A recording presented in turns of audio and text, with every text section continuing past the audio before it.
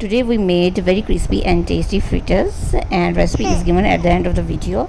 To know the video, please watch it up to the end of the video, like and subscribe the channel. And now I'm going to take my children from daycare,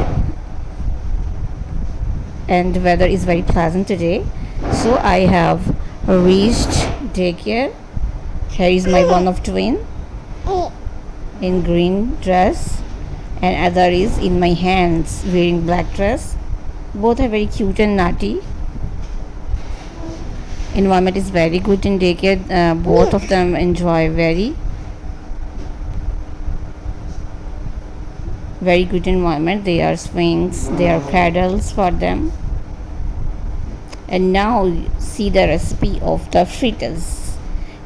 I have picked this spinach from my kitchen garden, and cutting are made like that. Potatoes and spinach were cut, and then mix the spices like coriander, red chili powder, salt, and now then fry.